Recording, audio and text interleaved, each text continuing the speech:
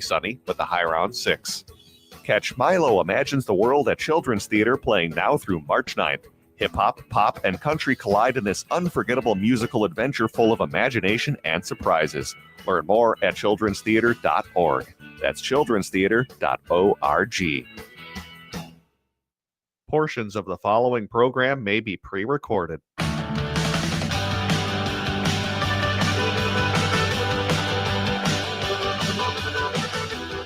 Broadcasting live from the studios of AM 950 KTNF, the progressive voice of Minnesota, and streaming live right now on our YouTube channel, youtube.com/@TheGailey Show. This is The Gailey Show. I'm John Parker Derabogosian. Yes, JP. Joining me in studio is our executive producer, Jim Pounds. Hey, all. And Patrick is in the control room today, making sure all of this smooth sailing. What am I sailing? Sailing smoothly. This is what happens when I take a day off. Wow. Patrick, how are you? Good. I hope everybody had a nice, relaxing President's Day yesterday as we sort of impromptu all took the day off. Which was it, a day of mourning, day of protest? Wow. One of the above. So what is on the show today? Minnesota State Senator Cwodzinski will join us at 2:30 p.m. to talk about the book ban law he authored last year and how it works.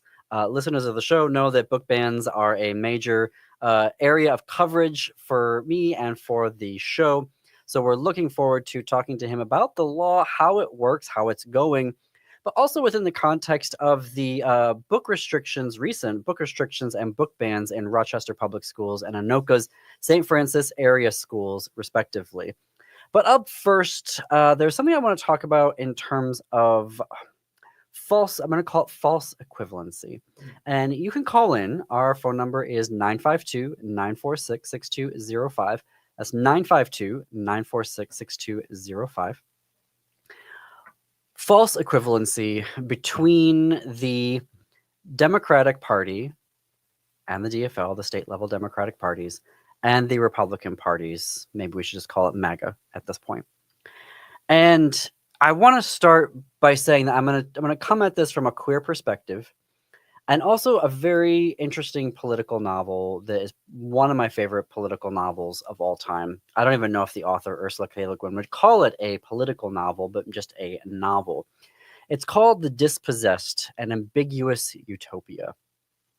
And in this novel, what I learned is something that has been with me for my entire, I read this thing 20 years ago, and it's stuck with me, this idea that when you're selecting a political system, you're not necessarily selecting the political system that is the best, but you're selecting the political system whose core problems struggle is one that you want to work on.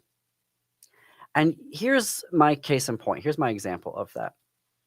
When we look at the Democratic Party and the DFL and the MAGA GOP from a queer perspective, we have on the right the log cabin Republicans, and these are folks who identify as LGBTQ, but also Republicans / conservatives or conservatives, and I'm sure there's a number in there that are MAGA as well. They have made next to zero progress within the Republican Party, and for sure the MAGA movement, around making that party equitable for queer people, making it a space where queer people would be like, hey, yes, that party, that political party has its eye out for us. They care about us. They want to have us succeed, right? We get nonsense like last fall where they're like, we want the sane gay guy vote, or what they're doing at the Stonewall Monument website right now, where they're taking out the T, the Q, the plus off of the website and just saying, this is an LGB monument, right? So this nonsense that they're doing here, that they're not looking out for us because of their worldview, their very, very limited worldview, their gender ideology. The only gender ideology we have in this country is their gender ideology. On our side, on the left, we have facts, we have science, we have longitudinal studies. On their side, they have an ideology, right? And that ideology does not allow for the existence of queer and trans people. No amount of wanting to be Republicans or be conservatives and the log cabin Republicans has made any dent in this at all for decades. On the left, you have the Democratic Party, the state level parties like the DFL. These parties have attracted the LGBTQ community, even though historically they have not necessarily been pro-LGBTQ. Like for sure, 40 years ago, they were not. 60, 70 years ago, absolutely not. The socialist movement, when it first got going, was not necessarily pro-LGBTQ. Progressives, also the Progressive Party in the early 20th century, not necessarily pro-LGBTQ. These parties, however, had structures within them, democratic structures, the ability to ascend to positions of power that you could never have on the GOP side of things. And so the Democratic Party has never fully been 100% pro-LGBTQ. And we've seen that most recently from Minnesota's two Democratic senators, Senator Smith and Senator Klobuchar, who voted to get rid of health care for trans kids in the Army. If their parents are in the armed services, they have voted along with the bill, the National Defense Spending Bill, over the holidays that said, hey, you know what? We're going to eliminate all trans health care for kids. Why? But that's the struggle that we have with the Democratic Party. We have a party apparatus, however, that allows us to engage with it. It allows us to amend platforms, political platforms. It allows us to add planks into the platforms. It allows us to run for positions of power within the party. It allows us to run for positions, elected officer positions. It is not the be-all, end-all party. We have worked so hard from the beginning of the queer civil rights movement, and even before that, of trying to find a political party that would attune to, that would believe that we exist in the world, that we are worthy of dignity, and that's just a given right. We have been doing that for. Hang on, I know you wanna get in here, Jim, but I want to say then, why am I talking about this? Because I've seen a lot of op-eds, articles, been part of conversations where folks are basically blaming the Democratic Party and the DFL for getting us to this point, for not being effective. And for me, as I'm looking at that, I'm a little tired of and I want to ask the question, rather, maybe I'm not a little tired. I want to ask the question of, is this a false equivalency between both of these parties? If we're looking at it from just a queer perspective, I would argue yes. That if someone's looking at these two parties and going, oh, they're all the same. See, look, the Republican Party, they don't want trans health care for kids. And then look, Senators Klobuchar and Senator Smith, they also voted to get rid of, trans health care for kids, right? That would be a very simple argument to make. But it is not an equivalent argument to make. Because how Senators Klobuchar and Smith got to that decision is radically different from how MAGA, Trump, Musk, House Speaker Johnson, McConnell, how they got to that decision. And I think it's really important for us to begin to name that, because when I look at the senators from Minnesota making that decision, in my mind, I'm like, that is the struggle. And frankly, that is the struggle I would rather have. If you're asking me to have that fight with the Democratic Party and the DFL versus having the fight with MAGA and the Republicans, no, absolutely not. Because not only am I not welcome there, not only will I never have the ability to hold any officer position, and you may point to one or two, like I'm thinking right now of Richard Grinnell. I'm thinking of the new Treasury Secretary, where they're like, look, we have gay people in here. No, you don't have queer people in there. You have token administration folks. right? You've got folks that are queer that are willing to toe the line. You've got, what's her name? Trans Olympian from the Kardashians. Chris, you have Caitlyn Jenner. You have Caitlyn Jenner who thinks, oh my God, this is amazing to have, Donald Trump in office at the same time as he's taking away every bit of trans rights that he can even conceivably try to do. So I want to push back then on this idea that both of these parties are the same, because when we look at the struggle, I would rather have the struggle with the Democratic Party, with the DFL, knowing they're not perfect and they have never been perfect. And that is an ongoing struggle with them to constantly keep them on our side, to be doing what is the correct thing to do. Trans rights are human rights. Queer rights are human rights. We have to say that until we're blue in the face, literally. We created Pride. We created all the laws. We pushed them through our sweat, blood, and tears. Then they showed up and they wanted to be at the front of the Pride parades, right? When it was suddenly politically feasible to do so, because we made it so, right? But that is the struggle I would rather have than deal with MAGA fascism. To me, these are not equivalent parties, and they have never been, in my mind, equivalent parties. There have been struggles in both of them. There have been hurdles in both of them, but one of them is the complete eradication of my existence. And the other one is a real blood, sweat, and tears struggle. Jim. Well, I agree. Yeah. I mean, I'm a former and sort of an ashamed former Republican. And that's when it was about fiscal conservatism. These people are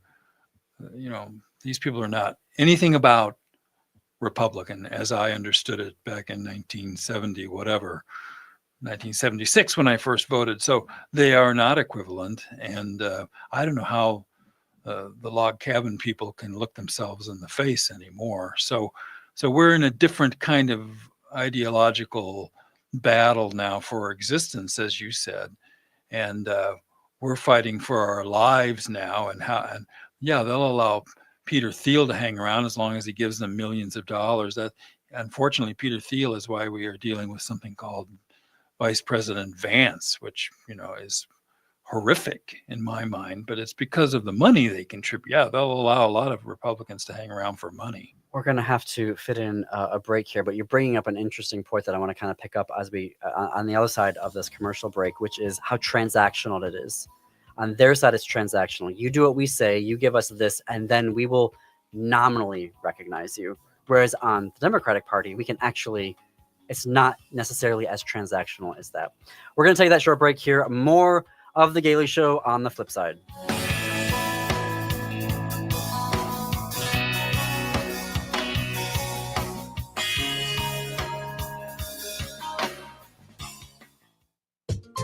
Are you planning a gathering for your family, friends, or work? Then reserve a space at the Park Tavern. The Park Tavern offers private and semi-private party spaces, and they can accommodate any size party, large or small. They have bowling, food, and beverage packages for any budget. And remember, there are no room fees and no minimum spending requirements. For more information or to schedule your event, call 952-929-6810 or go to parktavern.net. Make your next get-together the best get-together with help from the Park Tavern. End-of-life decisions are not easy to make. Hi, I'm Mary T. of Mary T. Hospice Care. It's important to make sure that this difficult time is meaningful and comforting to you and your loved ones. Our hospice team provides an individualized program of physical, emotional, spiritual, and practical care so your loved one is comfortable and not in pain. At Mary T. Hospice, we understand that choosing the right hospice care provider can be overwhelming, but we're here to assist you. Learn more today at marytinc.com. Progressive change doesn't just happen. It takes dedication and a lot of hard work. 25 years ago, the DataBank pioneered a new generation of software tools for progressive organizations here in Minnesota. Since then, thousands of organizations have used the DataBank to create progressive change. Today, the DataBank continues to help progressive organizations like AM 950. To have the DataBank help your organization build capacity and create more change, text CHANGE to 612-540-0500 or go to thedatabank.com. The DataBank, a quarter century of dedication and hard work for progressive organizations. At Queermunity, savor our seasonal menus from our chef, June Day, a James Beard Awards semifinalist. We feature locally sourced foods grown and produced by queer and BIPOC farmers. A full-service cafe offering your favorite cold brew coffees, hot teas, cider spritzes, and our very own house-made chai lattes. Start your day with our smoked bacon and egg breakfast sandwiches served on a biscuit with chipotle mayo and cheddar cheese. Vegan? Try our vegan sausage, egg, and cheese. For lunch, pair our seasonal salads and soups with a caprese panini served on Rose Street baguettes. Try one of our chickpea salad sandwiches, or enjoy the comfort of our grilled cheese with mouth-watering provolone, cheddar, and Gruyere melting on Rose Street breads. We serve sweet and savory pastries, and check out our new bar menu featuring local beer, wine, and custom double hard seltzers. Mention AM 950 at the cafe register for a free beverage with entree purchase. The Queermunity Cafe is open 7 days a week, 8 a.m. to 8 p.m. More info at queermunitymn.com. Minnesota, come with me as we spend the next 4 years screaming, what now? It's the Matt McNeil Show on AM 950 from 3 to 5 p.m. weekday afternoons. It'll be a hoot watching all the MAGA Republicans slowly come to the realization that they voted for their own pain and suffering. It won't make our pain any better, but at least we can bask in the glow of their internal 40-watt bulbs as they slowly turn up the dimmer switch in their noggins. We'll scream, told you so. They'll scream, eggs! In the Twin Cities of Minnesota, 3 to 5 p.m. weekdays. It's the Matt McNeil Show right here on AM 950, the progressive voice of Minnesota.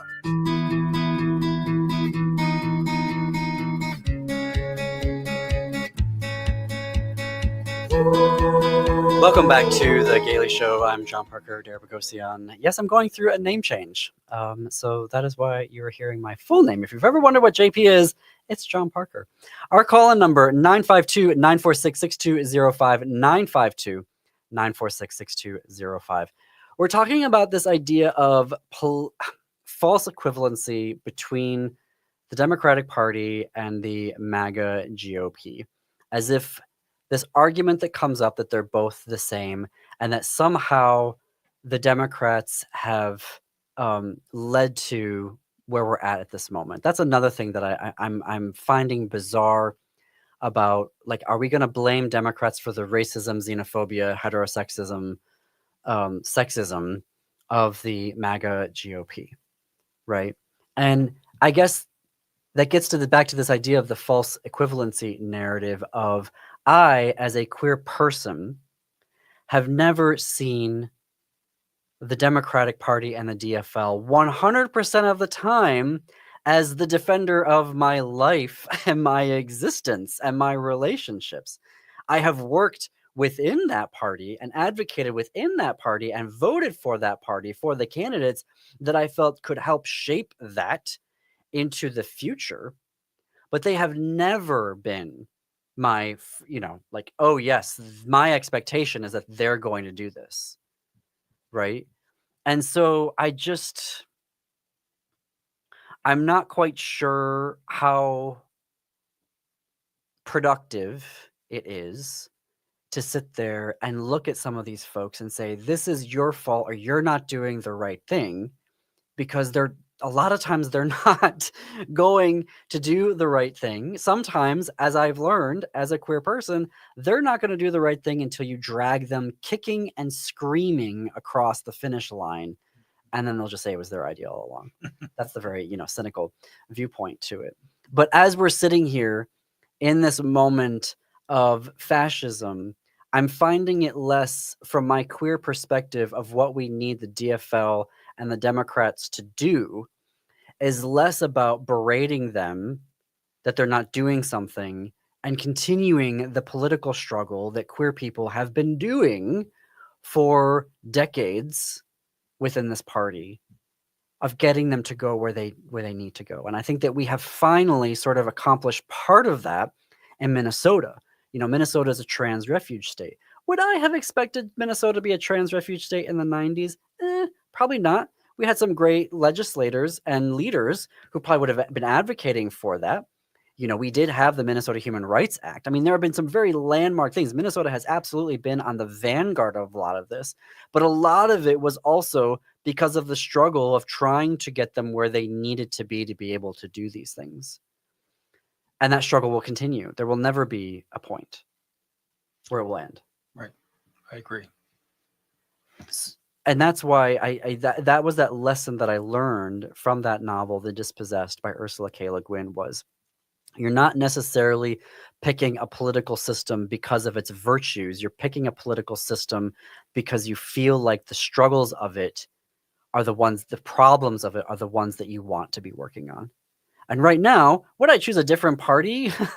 Something more progressive as I talk on the progressive radio of Minnesota? Absolutely. Reshaping and rehashing, what that progressive party was in the early 20th century before it was absorbed by the Democratic Party, when they started adopting all of the planks and all the positions and thereby got rid of that party. Yeah, maybe I'd like to see that party. I'd like to see the party of Bernie Sanders and Elizabeth Warren, who is my personal favorite in the presidential, in 2020 for candidate. The AOCs, the Ilhan Omars, these folk, yes, let's see that party. But right now they are working within and agitating for change within the larger Democratic Party apparatus, which I do believe has mechanisms for change, more so than the fascism that we see on the right. And I'm worried at this lumping together of both of these parties as if saying that they're the same thing. Yeah, I don't understand how the contrasts are so strong. I think of the USAID program, for example, which was a really smart strategy to try to prepare for some future environmental issues that are coming. That was a program that MAGA cut the heart out of right away, but it was a smart strategy to prepare us for the future, whether it was perfect or not. It was helping stabilize things in Venezuela and in Guatemala and El Salvador and Honduras, which is where we're going to see a lot of displaced people due to the coming environmental threats. And it was really smart. And, Vance and Musk and Trump walked in and, crapped on all of that because they didn't understand the strategy. They didn't like the idea of giving aid to other countries, but 51% of the aid to those places were from us because we were trying to provide an alternative to them running up here in terrible environmental times. So it's a good example of how small thinking is, going to be something we're going to regret. It's why the Pentagon calls the environmental issues a threat to our future. That it's a threat to our security. So if you don't think about something more than 5 minutes or 5 seconds, yeah, you can react like MAGA does, but you're going to be sorry. You're going to be sorry for it, and I think we're all going to be sorry for it. Yes, and I agree. And I want to say, like, USAID was not perfect. No. The Democratic Party's evolution on climate change has not been perfect. Have they capitulated to CEOs and oil industry? Yes, on several occasions, notoriously so.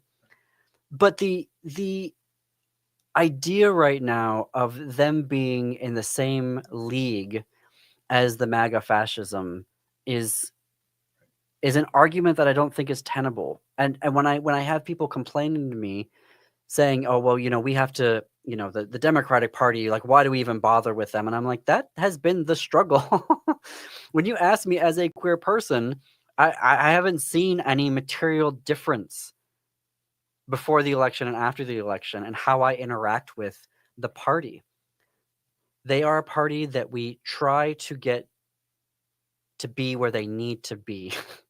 And that has been an ongoing struggle. And I'm able to do that within that party, even when I hit a bunch of roadblocks, even when I'm super frustrated with them.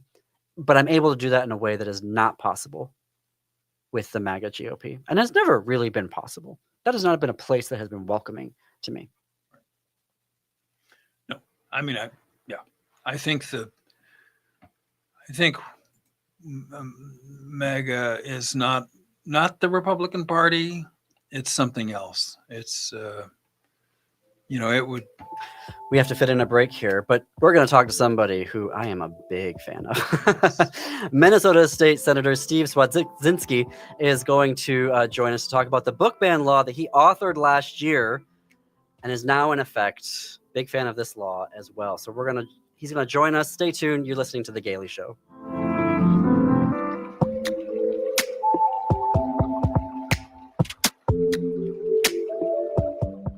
Hello, Minnesota. This is Tom Hartman, and you can catch me every weekday from 11 to 2 right here on AM 950, the progressive voice of Minnesota. It's smart radio for smart people.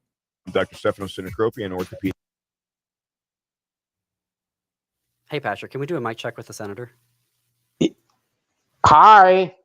Hi, Senator Cwodzinski. I'm going to get that right. Yeah, you didn't have to say, for my fragile self-esteem, those nice thoughts you just shared. Well, no, I'm not just saying it for your self-esteem. I don't say those things lightly. So I'm very glad to have you with us. Thank you for taking the time. You're welcome. It's my honor and privilege and joy and rapture. Oh, wow. Okay. Well, now. Well, rapture might be going a bit far. Okay. Well, your mic sounds good. Patrick, does it sound good on your end? Okay. So we will come back at 2:33. If you see the comments in the private chat there on your right, I'll put in some 1 minute out, 30 seconds out, so you'll know that how close we are to the segment. You okay? Okay. Yeah, I was just trying to. Yes. Okay. The chat thing. It's okay. Okay. Yes. Thank you. And then it'll be a 15-minute segment, and we'll have you out of here at 2:48. Perfect. All right. Thank you again for taking the time. You go by JP? Yep, that works. Okay. Yep. And so we're going to switch back over to the what's on the air right now. Thank you. All right. Thank you. Active in local issues. We've been in the streets standing up for racial, social, and economic justice. At Minuteman Uptown, our mission is to connect all communities through technology-driven print solutions. An example of that mission is when I moved Minuteman Uptown to North Minneapolis. We're invested in this local community, and we help small businesses and local organizations throughout the Twin Cities reach their audiences. Reach out to Minuteman Uptown and partner with a printer that shares your values. Call us today at 612-870-0777 or visit us at mpuptown.com. That's mpuptown.com. Is your teen or young adult withdrawing, experiencing anxiety, or depressive thoughts? They may need a larger team to care for them. That's where Hazelden Betty Ford comes in. Our team of experts help guide with proven mental health and substance use support. You can trust Minnesota's #1 teen treatment center to help your child thrive. Turn to WeGotYou.org to learn more. Hazelden Betty Ford. We Got You. Sponsored by Hazelden Betty Ford Foundation and aired by the Minnesota Broadcasters Association and this station. With your AM 950 weather, I'm Patrick Lilya. Sunshine today with a high of 6 above, wind chills of 32 below. Then tonight, partly cloudy with a low of 5 below, wind chills of 17 below. Cafe Latte is unlike any restaurant you've ever experienced. Grab a tray and pick from their award-winning selections of soups, salads, sandwiches, and mouth-watering desserts. Cafe Latte, Victoria Street and Grand Avenue in St. Paul, or cafelatte.com. AM 950 KTNF, St. Louis Park, Minneapolis, St. Paul. Can you hear? Coming to you live from the studios of AM 950 KTNF, the progressive voice of Minnesota, and streaming live right now on our YouTube channel, youtube.com/@TheGailey Show. This is The Gailey Show. It is 33 minutes past the hour. I'm your host, John Parker Derabagosian. Yes, RGP. Book bans. It's a topic that we cover a lot here, as long-term listeners know. With me right now is Minnesota Senator Steve Cwodzinski. He represents Senate District 49. He authored the ban on book ban law that went into effect here in Minnesota last year. Senator, welcome to The Gailey Show. Thanks for having me, JP. All right. So can you, for folks who don't know, can you kind of break down what the law is briefly and how it functions currently now that it is in effect? Yeah, the book basically, we like calling it the book ban. It bans the banning of books. And just for the listeners know, it's not a carte blanche. You can never ban under any circumstances any book. there is an age appropriateness carve out. So, and open to interpretation, obviously. But when we hear from people that are opposed to it, that they think that it's no exceptions, and like I said, age appropriateness is the exception. So we put that into the language. But I'm honored to sponsor that legislation. As a career, 33 years teaching American government, it had my name all over the, not pun intended, that it had my name all over the bill. It did. So what is the enforcement mechanism? Like if a parent or a teacher or a student or a community member feels like in their library a book has been removed or banned or restricted, and they're like, I don't know, like how does that go about in terms of enforcement? Like invoking the law to say, hey, can we investigate this, please? Yeah, that's the slippery slope that we haven't had a test case yet. I know that there's some communities that have been trying to ban, like Elie Wiesel's Nights, the classic, and Anne Frank's her diaries are the books that don't cut it, that they can be banned because of the age appropriateness, and clearly those books should be on everybody's radar, parent, and so yeah, I don't it hasn't been challenged yet, but the actual bill just took effect, I think, last July or June, I believe. So, but stay tuned. Have me back when you hear of a district challenging it. So, I mean, what that means when you say challenging it, does that mean like the district reaches out to the Minnesota Department of Education? Yes, or it'll probably come from a parents group, would be my guess, not a school district per se. I'd be surprised if a school district wanted to ban it, or ban a book, because they're supposed to be on the same page as me. The educators are, anyways. That they believe in children.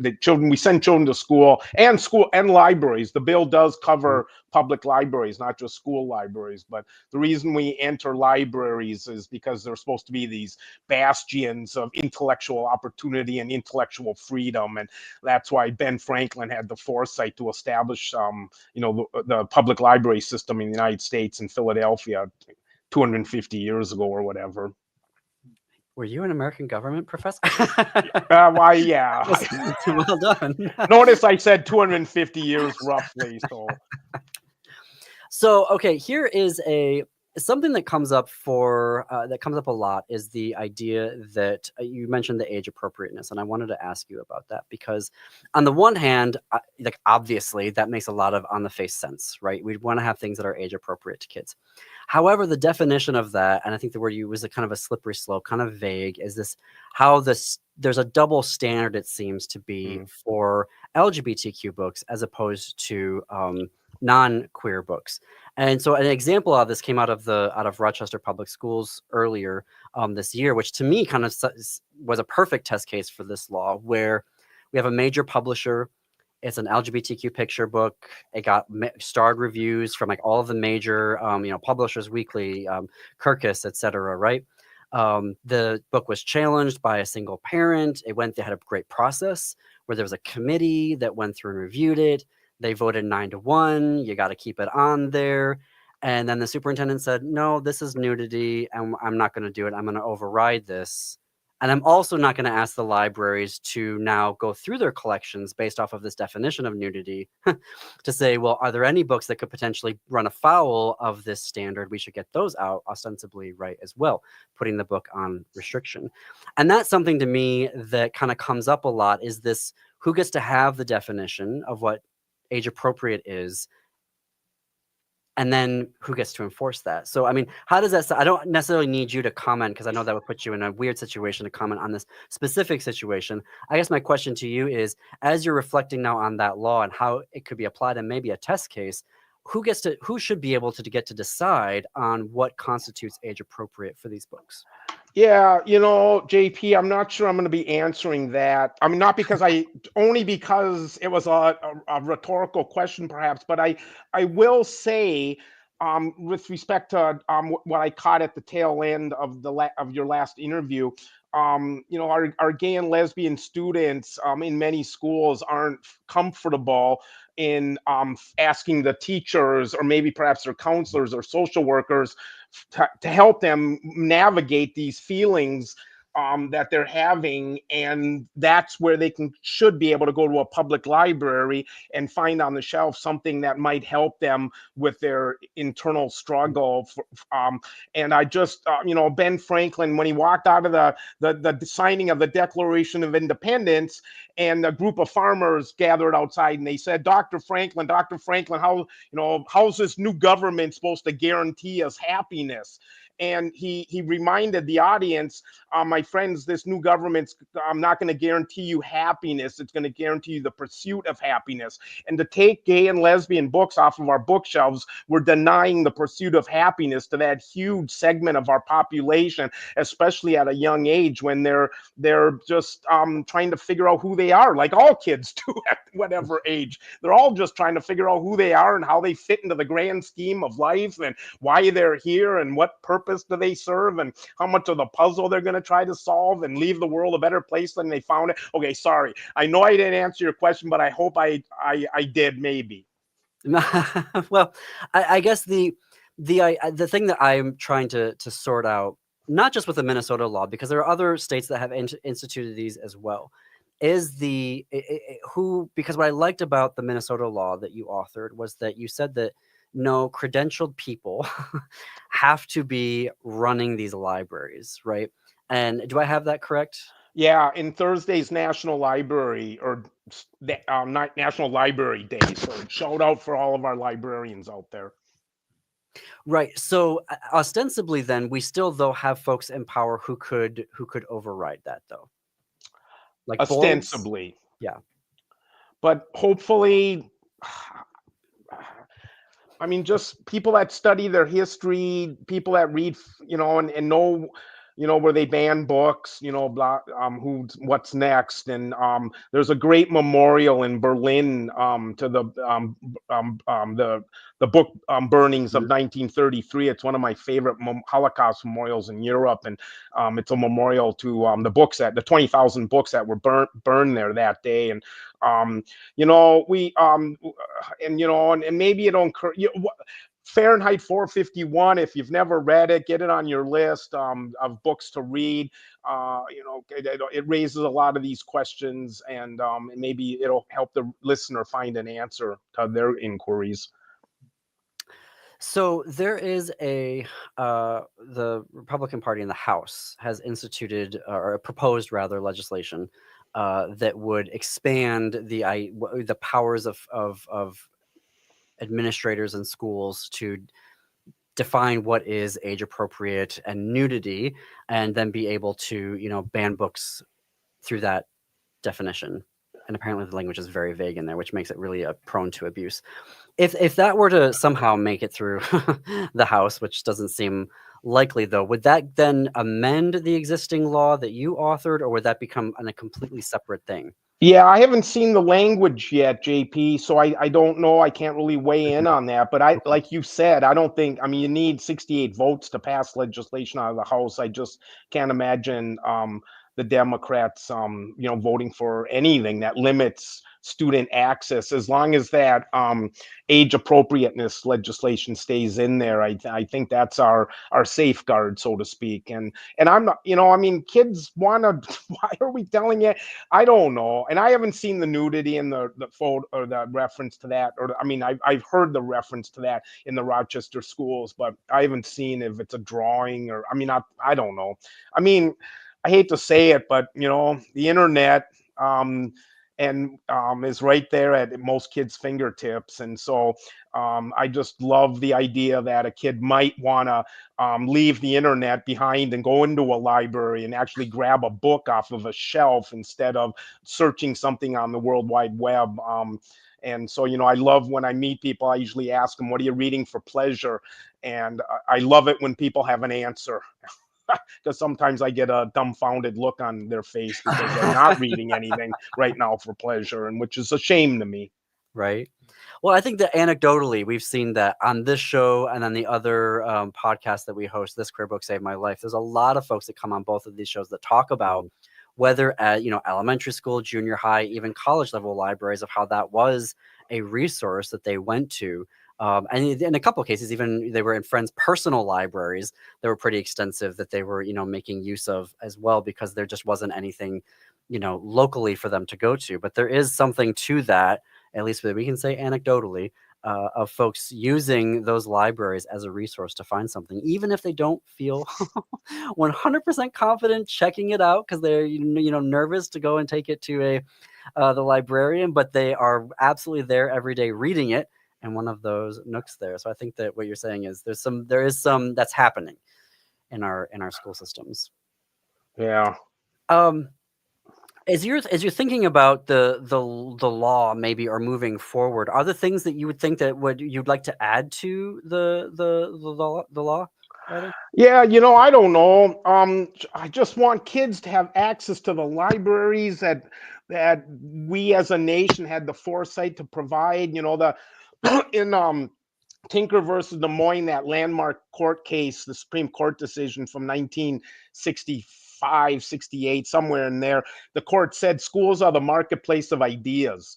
And so we shouldn't stifle any of those ideas. And some ideas might make a kid a little bit uncomfortable, and that's okay to get out of your comfort zone from time to time, because it enriches you, it makes you stronger. I don't want to quote Nietzsche on your show, but, Go for it. yeah. And but nonetheless, it's okay to get out of your comfort zone, and that not just applies to kids but adults as well. And because it all makes us a little bit richer and a little bit wiser and a little bit better when from time to time we our beliefs or our opinions or our values are challenged in some way, shape, or form. As an educator, maybe you can help unpack that for us, because I feel like, as a queer person, and I worked in higher education, so different, but I've always been impressed at high schoolers, junior highs kids' ability to engage in difficult conversations and material. So as an educator, what was an American government, not an easy subject, particularly to get kids invested in. What was your experience of kids being able to engage in these topics that some folks might argue aren't age appropriate? That might be a question for my students to answer rather than me. I know that probably my first foray into politics was back in the late 80s, when the school board was upset that one of my colleagues had in a gay student from the school that never came out why they were a student. And so they had them come in and talk about what it was like to be a closeted student, and now I'm out of the closet, so to speak. And they wanted to not allowed her to let him in anymore, and I was pretty upset about that. So one of my colleagues and I went to the school board to testify in her behalf that no, this is going to make some kids uncomfortable, but nonetheless, we have to think about the student that was coming in and felt like they needed to be closeted in school and couldn't be true to themselves. And so, I had the Star Tribune. I don't know if you can Google it or not, but they did a story on me because I was quoting the Star Report. And I was just saying the words that were in the Star Report. And so just right out of the government book. And I've got to leave it there. Okay, the title of the article was Civics or Smut. Okay. Wow. Senator Cwodzinski, thank you for joining us here on The Gailey Show. Thanks for having me, JP. More to come after the break. If you go to shoprainbowrd.com, I missed the amazing variety of adult novelties. Literally thousands of items that you can peruse. Or does he come back and say bye? Senators, thank you so much for this. This has been lovely. Thank you. You're welcome. Anytime you want to talk about book bans. Anytime you want me in to talk about anything. And I forgot to look at chat, so that's why you caught me off guard. No worries. No worries. See ya. Have a great rest of your day. You as well. Bye-bye. 9:50, and every Saturday, March through October, it's Garden Talk Radio. from 7 to 8 a.m. It's the Gardening with Joy and Holly radio show, topic focused, guests from across the country, and answering your garden questions. Submit your questions now to gardentalkradio@gmail.com or call anytime to 1-800-927-SHOW. That's every Saturday morning, March through October, from 7 to 8 a.m. right here on AM 950. If the statistics say that 1 in 3 Native women and 1 in 6 Native men have experienced sexual assault in their lifetime, it means our whole community is affected by sexual violence. 1 is too many. Don't stand by, stand up. Don't engage in acts of sexual violence, and shut down the dirty jokes, the gossip, the victim blaming and shaming. As a community, we can change the way we respond. Contact the Minnesota Indian Women's Sexual Assault Coalition to attend a workshop to learn more. Sponsored by the Minnesota Indian Women's Sexual Assault Coalition. Hey, it's Freddie Bell, host of New Beginnings, designed for those of us more seasoned, I'll say, with informative talk on everything from health, finance, local and regional news, volunteerism, spirituality, and even a bit of humor tossed in. So if you're proud to be a more seasoned listener, tune in to New Beginnings Sunday afternoons at 1 right here on the Progressive Voice of Minnesota, AM 950. Turn to Auto Technical with your vehicle donation.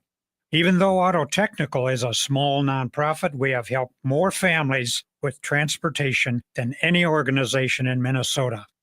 Since '94, we have reconditioned donated vehicles so they have a higher tax benefit. Call Richard at 612-919-5526, 612-919-5526, or autotech.org. In a galaxy not so far away, the battle for truth rages on. Smart Wars is a solo exhibition by Rory Wakemup, a Minnesota Chippewa artist who flips the script on Star Wars using humor and regalia. Wakemup challenges colonial narratives and reclaims indigenous values of balance, resilience, and environmental activism. This exhibition runs February 20th through April 5th at All My Relations Arts in Minneapolis. More at allmyrelationsarts.org.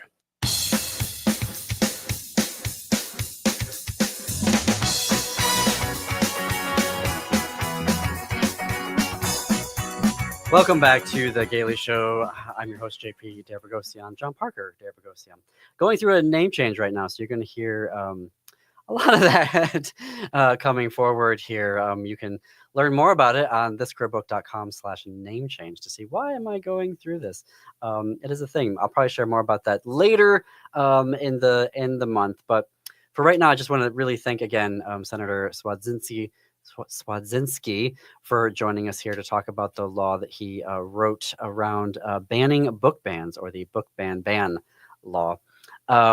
It's really interesting to me to see how a lot of the things that we were kind of bringing up are known issues around the law, and that there needs to be a good test case around it. So I hope to see that case come forward so that we can see how the law can be enforced here, and how to clear up also those ambiguities that may exist that administrators think that they can, maybe exploit in the process. But today we have a new episode of This Career Book Saved My Life that I wanted to talk about for listeners of AM 950 that are like, what happened? Why isn't it on Saturday afternoons anymore? Well, it is, and it started originally as a podcast before coming to AM 950 radio. AM 950 was an amazing partner and bringing that show to you all throughout Minnesota.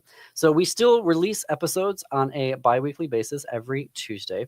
And today, the reason why I wanted to bring it up is for listeners who recall S. Bear Bergman.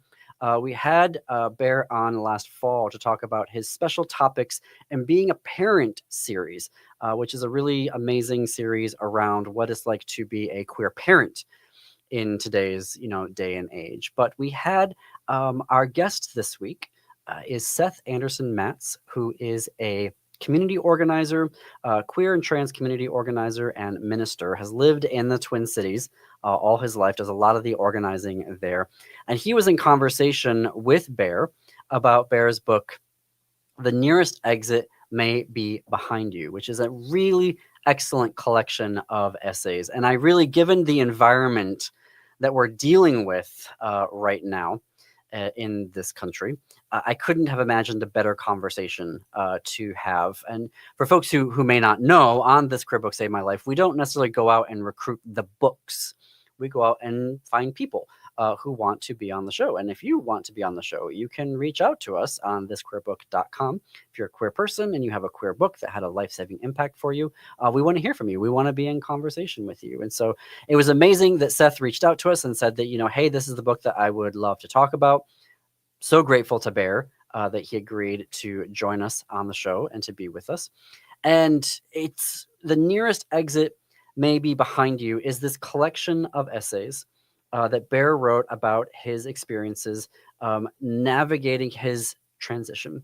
And so you see essays in there that deal with women's spaces, moving from them into Old Boys Network, dealing with gay male bathhouses, going to lesbian potlucks, from being a child to preparing to have one.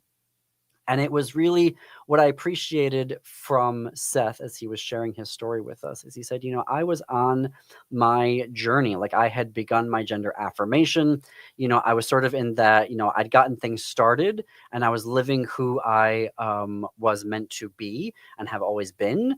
But now what? And that now what is what the collection, The Nearest Exit May Be Behind You, was really getting into for Seth. And it was just really amazing to also find out that Seth actually teaches from this book as well in his own organizing practice. And so a part of what we also got into was language, how quickly language can change. So, particularly queer language. So we were talking a lot about the word tranny and what tranny used to mean, and then how it was appropriated and then weaponized, and now how there's even movements of reclaiming, right, the word tranny from a slur back to more of its original, right, intent. So I really hope that you can listen to this particular episode. You can get it everywhere that you get your podcasts, or go to podfollow.com/thisqueerbook. Yeah, I don't know. I can't say anything. I really enjoyed making this episode and bringing that conversation to you. So I really hope that you check it out and that you enjoy it. Tomorrow on the show, White House correspondent Christopher Kane, a White House correspondent from the Washington Blade, he returns to the show, and I can't wait to talk to him about what's happening. He was in his couldn't join us last week because he was in his pool rotation to be at the White House in the press room. And so I'm really looking forward to hearing how that's been going on. So he will join us at 2 p.m. tomorrow. Topics that we're going to get into also include challenges to the law, the executive orders around gender healthcare, the executive order there. And we're going to talk about that and a couple of other new reporting articles that he's got coming out. I don't want to give those away yet. And then also tomorrow, we're going to have Dale Stark from Hennepin Arts. He is going to be here. They have just revealed their entire season. Now, obviously, Hennepin Arts used to be the Hennepin Theater Trust, and they have all of those different venues downtown Minneapolis. So he is going to be here. Dale is to talk about what they've got coming for us right now. So stay tuned for that. That's going to be tomorrow at 2 p.m. So yeah, that's what we've got going on here for you. And I think that Patrick, would you mind sort of playing us out for the show? I'm sorry I got to go to a break earlier today than I normally would. So stay tuned for the Matt McNeil Show coming up next. After that, we've got Native Roots Radio. Bye, everybody.